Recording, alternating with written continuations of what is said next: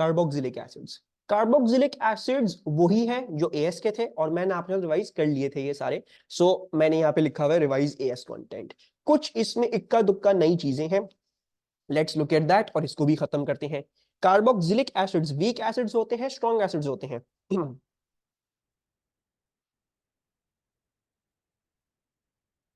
Week होते हैं। और वीक एसिड होने का क्या मतलब होता है? If I am saying that there weak acids, what does that mean? Partially dissociate, बिल्कुल सही। सो दे शैल पार्शियली डिसोसिएट।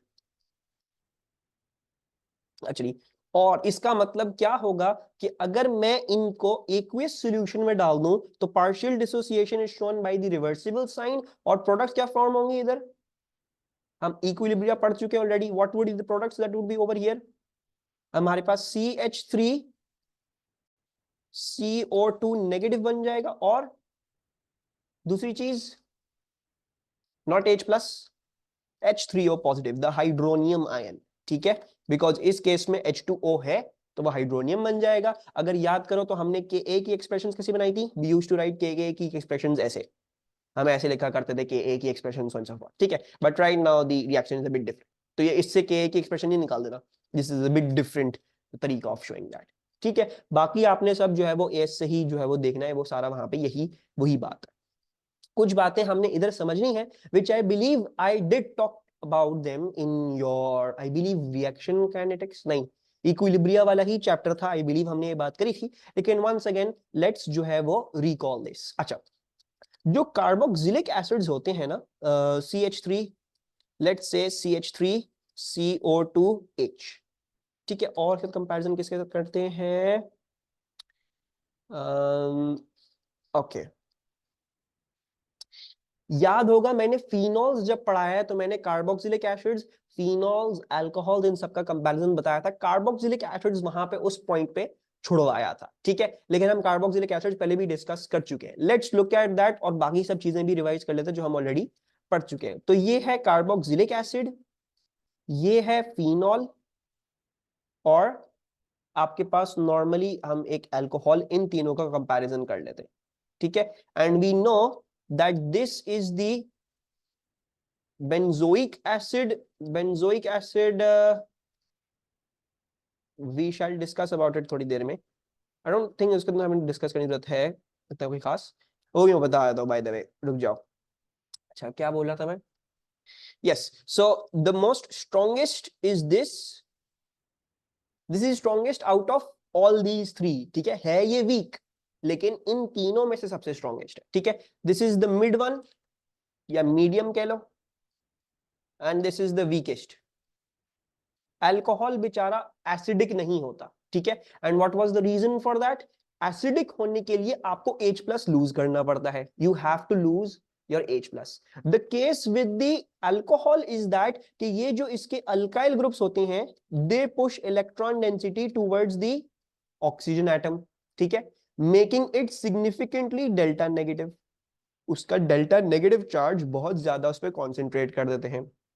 अगर ये हो भी जाए, even if it happens that the hydrogen escapes और ये बॉन्ड टूट के और हाइड्रोजन H प्लस करके बाहर निकल भी जाए, तो उस केस में क्या होता है कि इस ऑक्सीजन पे काफी बड़ा नेगेटिव चार्ज आ जाता है और वो इसको वापस खींच के अपने साथ चिपका देता है। It does not let it go away.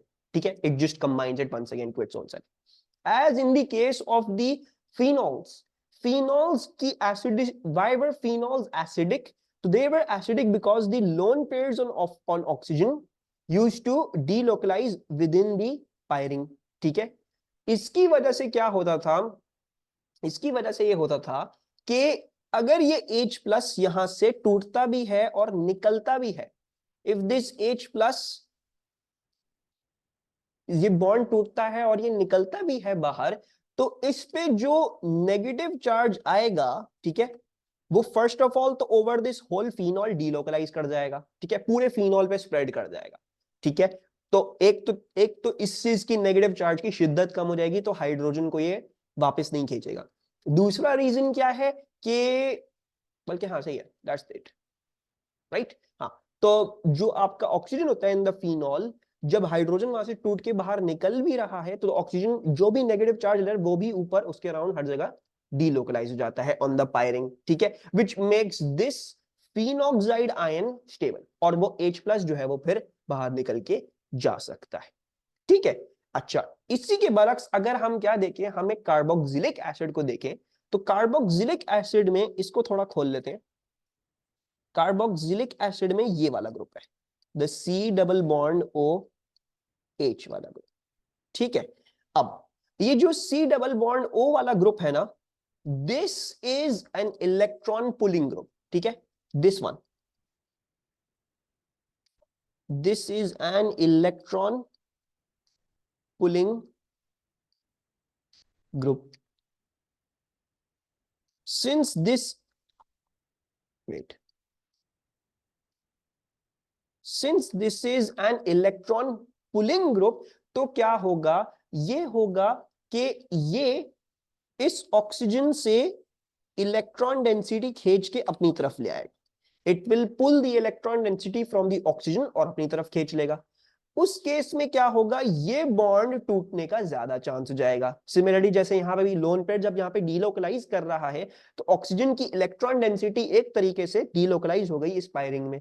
तो दिस बॉन्ड ओवर हियर जो हाइड्रोजन का था उसमें एक इलेक्ट्रॉन हाइड्रोजन का था, वो एज ऐसा हो गया कि बेसिकली वो और खिंच के ऑक्सीजन के पास ही आ गया। This hydrogen then can break that bond very very easily, क्योंकि वो बेसिकली उसके पास से इलेक्ट्रॉन वैसे ही चला गया, ठीक है। Similarly in as in the case with the carboxylic acids, the C double bond O group is an electron pulling group. वो इस ऑक्सीजन की इलेक्ट्रॉन डेंसिटी अपनी तरफ खींच सकता है। यानी ये जो अनइक्वल शेयरिंग हो रही थी इलेक्ट्रॉन्स की, because oxygen was already more electronegative than hydrogen, ये बॉन्ड मजीद खींच के ऑक्सीजन की तरफ ही आ जाता है। सो इस केस में once again it makes it very easy to dissociate the bond और H+ जो है वो यहां से निकल के बाहर चला जाए।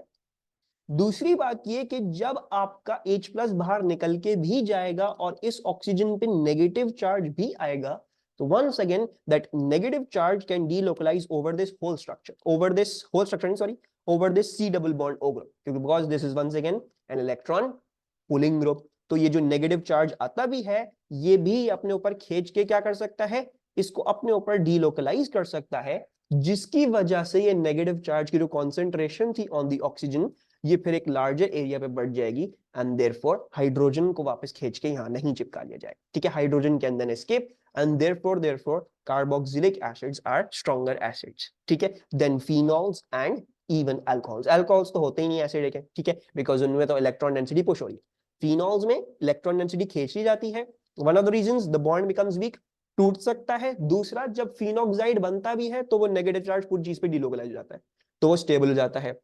Similarly over here, C double bond O group is an electron pulling group when, सबसे पहली बात तो इलेक्ट्रॉन डेंसिटी खींचेगा, बॉन्ड वीक होगा, टूट जाएगा, H+ बाहर निकल जाएगा।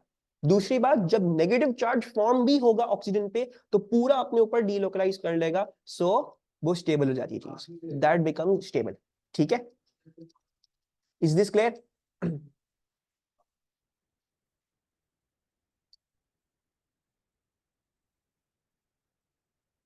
किसी को कोई प्रॉब्लम इसमें, एनी कंफ्यूजन्स?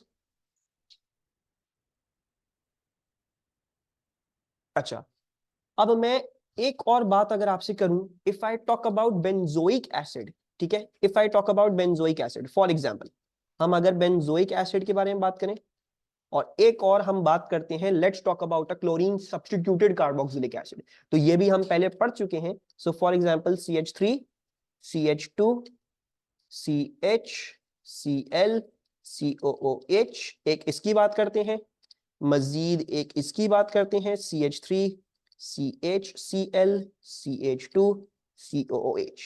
तो अगर मैं आपको बोलूं भाई बेंजोइक एसिड ज्यादा स्ट्रांग होगा या ये वाला acid, this one, the ethanoic acid, तो your answer should be benzoic acid will be much more stronger. Why? Because the C double bond O group वो भी इलेक्ट्रॉन पुलिंग है। दूसरा मसला क्या है, ये बेंजीन रिंग भी इलेक्ट्रॉन्स को अपने ऊपर डीलोकलाइज कर सकती है। तो अब क्या होगा, वंस अगेन इलेक्ट्रॉन डेंसिटी यहां से पुल होके इधर आ जाएगी, that bond will become weaker even more, मजीद आसानी हो जाएगी इस बॉन्ड को टूटने में। That bond can be broken down much more easily, H plus बाहर निकल जाएगा। बॉन्ड जब ब्रेक होगा भी और नेगेटिव चार्ज आएगा भी, तब भी वो पूरी चीज पे डीलोकलाइज करा जा सकता है, because these both are electron pulling groups, making the resulting compound much more stable. तो this is even stronger then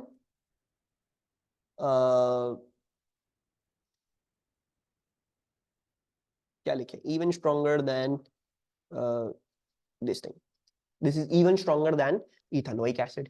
इसी की तरह हमने एक और चीज पढ़ी थी, we studied this in equilibria, जब हम क्लोरीन सब्स्टिट्यूट कार्बोक्सिलिक एसिड की बात कर रहे थे। तो क्लोरीन भी कैसा ग्रुप है, क्लोरीन भी एक इलेक्ट्रॉन पुलिंग ग्रुप है। सो अब मसला क्या है, if you have a chlorine substitute carboxylic acid, तो ना ही सिर्फ ये CO बल्कि ये क्लोरीन दोनों मिलके क्या कर सकते हैं, they can pull electron density towards their own selves. तो वो इलेक्ट्रॉन डेंसिटी खींचेंगे, once again क्या होगा, once again the OH bond is going to become much more weaker, टूटने में उसको आसानी होगी, और जब नेगेटिव चार्ज बनेगा भी तो वो पूरी चीज पे डीलोकलाइज हो जाएगा, making the compound more stable. ठीक है जी। अब आपसे एक क्वेश्चन, आपको कितना याद है, is this carboxylic acid stronger और is this carboxylic acid stronger? अगर मैं इन दोनों को कंपेयर करूं, इन दोनों में कोई भी फर्क नहीं है, सिर्फ Cl इस वाले में CO के करीब है और इस वाले में Cl CO से थोड़ा सा दूर कर दिया। So is number 1 much more stronger or is number 2 much more stronger of a carboxylic acid?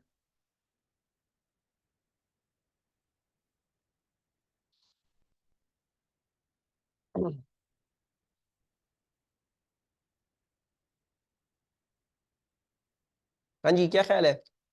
Very quite, Alma, Ayesha, Abdurrahman, Dua, Lucky, Manal, Maryam, Mutahar, Sanim, Yusra. Which one is the more stronger acid? The stronger acid is going to be जिसका chlorine carboxylic acid वाले group से ज्यादा करीब है, यानी वो इस carboxylic acid के साथ अगर ज्यादा करीब होगा तो ज्यादा अच्छी तरीके से इलेक्ट्रॉन डेंसिटी पुल कर पाएगा ना। अभी क्या है, अभी काफी दूर हो गया है, तो इलेक्ट्रॉन डेंसिटी पुल तो कर रहा होगा लेकिन इतने अच्छे से पुल नहीं कर पाएगा, right? So the pulling over here is much more, pulling is stronger over here, where in this case इसकी पुलिंग जो है वो इतनी स्ट्रॉन्ग नहीं है, इसकी पुलिंग इतनी स्ट्रॉन्ग नहीं है। So therefore, this number 1 is going to be a much more of a stronger carboxylic acid than the number 2, because the chlorine is closer to the C double bond OH, so therefore it can pull electron density much more effectively than the number 2 one. ठीक है? Is this clear? अब कोई question आ गया भाई, alcohols, phenols, carboxylic acid की relative acidity compare कर दो, या फिर आपको पूछ लिया गया क्लोरीन सब्स्टिट्यूट कार्बोक्सिलिक एसिड का बता दो, या बेंजोइक एसिड का कुछ आ गया, तो will you be able to answer these questions? कोई प्रॉब्लम, कोई परेशानी?